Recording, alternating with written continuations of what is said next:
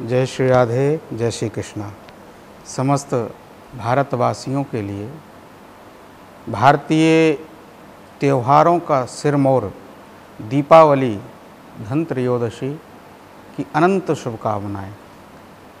समस्त भक्तजनों को मैं निवेदन करना चाहूँगा, हमको अपनी संस्कृति का ज्ञान भली प्रकार से होना चाहिए और उस संस्कृति का ज्ञान हम लोगों को बना रहे, उसी के लिए ये त्यौहार होते हैं, इनको हम मनाते हैं।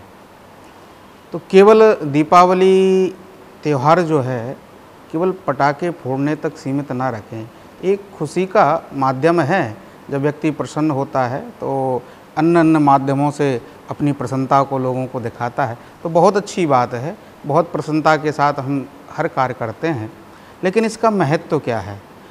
देखिए, राम जी, जैसा कि लोकाचार में प्रचलित है कि रावण पर विजय प्राप्त करके राम जी अयोध्या आए, तो उस खुशी में दीपावली मनाई गई। बात सत्य है, इसमें कोई दो राय नहीं कि राम जी के आगमन की प्रसन्नता समस्त भक्तजनों को थी, तो उन्होंने दीपावली मनाई। लेकिन इसके पीछे एक कारण और है, और जहाँ तक मैं समझता हूँ शायद बहुत कम लोगों को इस चीज़ का ज्ञान होगा। जिनको ज्ञान है, बहुत अच्छी बात है, अपनी संस्कृति का ज्ञान होना चाहिए। दीपावली के दिन देवी लक्ष्मी मैया की पूजा की जाती है। क्यों की जाती है? इसलिए की जाती है, देखिए, केवल अगर राम जी से संबंध होता तो राम जी की पूजा होती, फिर लक्ष्मी जी की पूजा क्यों होती है? जो दीपावली का दिन है, कार्तिक मास की अमावस्या को जो दीपावली हम लोग मनाते हैं, इस दिन माता लक्ष्मी समुद्र मंथन से प्रकट हुई थी, इसलिए माँ लक्ष्मी का हम पूजन करते हैं। माँ लक्ष्मी हमारे ऊपर कृपा बनाए रखें। गणेश जी का भी पूजन होता है। गणेश जी का इसलिए पूजन क्योंकि जब धन आता है, लक्ष्मी आती है ना, तो लोगों की बुद्धि खराब हो जाती है, तो हमारी बुद्धि ठीक रहे, इसलिए बुद्धि के देवता गणेश जी का भी हम पूजन करते हैं।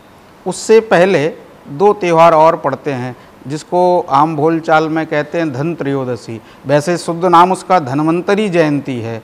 उस दिन भगवान धन्वंतरी का भी अवतार मानते हैं, तो देवताओं के जो वैद्य हैं धन्वंतरी भगवान, उनका अवतार होता है, इसलिए धन्वंतरी जयंती स्वरूप में मनाई जाती है। तो मेरा कहने का भाव यही है कि हम अपनी संस्कृति को समझें, उसके पीछे क्या कारण है, हमारे त्यौहार क्यों मनाए जाते हैं, इस सारी चीज़ को, इन सारी बातों का ज्ञान हमको रहे, तो आने वाली पीढ़ी को हम बता सकें, ताकि हमारे आने वाली पीढ़ी हमारे त्योहारों के प्रति समर्पित रहे। अन्यथा देखा जाता है, लोग ज्ञान देने लगते हैं कि दीपावली में पटाखे फोड़ने से प्रदूषण होता है। अरे भाई, ये साल भर में एक दिन त्यौहार आता है, रोज़ रोज़ लोग जो पटाखे फोड़ते हैं उनसे प्रदूषण नहीं होता है। मैं मानता हूँ कि पर्यावरण को बचाना चाहिए, हम सब लोगों की नैतिकता है, लेकिन अपने उत्सवों पर इस तरह का ज्ञान ना दें। भाई, प्रसन्नता की बात है तो उसको बहुत अच्छे से हम लोगों को मनाना चाहिए। पुनः समस्त भारतवासियों के लिए मैं दीपावली धन त्रयोदशी की बहुत बहुत शुभकामनाएं देता हूं। और हमारे ब्रज का बहुत सुंदर उत्सव श्री गिरिराज पूजा, गोवर्धन पूजा, जिसको भगवान ने स्वयं आरंभ कराया। जब ब्रजवासी लोग इंद्र की पूजा किया करते थे, तो भगवान ने मना किया कि स्वार्थी की पूजा नहीं करनी चाहिए, और भगवान ने कहा, कर्मणा जायते जंतु कर्मणैव विलीयते, सुखम दुखम भयम क्षेमम कर्मणैव विपद्यते। कर्म से ही व्यक्ति का जन्म, कर्म से ही उसकी मृत्यु होती है।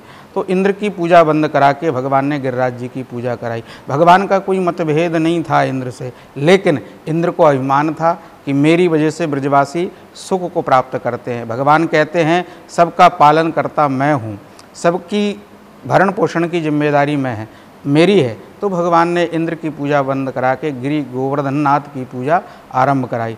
अब हमको गिरिराज जी की पूजा कैसे करनी है?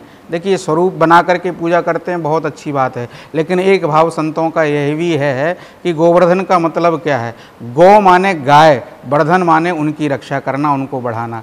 तो गायों की अगर हम रक्षा करते हैं तो सही मायने में हम गोवर्धन की पूजा करने के अधिकारी कहलाएंगे। इसलिए समस्त भारतवासियों से मेरा निवेदन है, गौ की सेवा करें, जहाँ भी आवश्यकता पड़े गौ की सेवा करें। इस समय बड़े भयंकर बीमारी चल रही है गायों के ऊपर, तो उसमें जितना हो सके सहयोग लोगों का करें, गायों की सेवा करें, जिससे हमारे गोपाल गोविंद प्रसन्न होंगे। क्योंकि भगवान कृष्ण की प्यारी अगर कोई रही हैं तो वो गाय रही हैं। तो समस्त भारतवासियों को दीपावली धनत्रयोदशी और गोवर्धन पूजन की बहुत बहुत बधाई और बहुत बहुत शुभकामनाएं।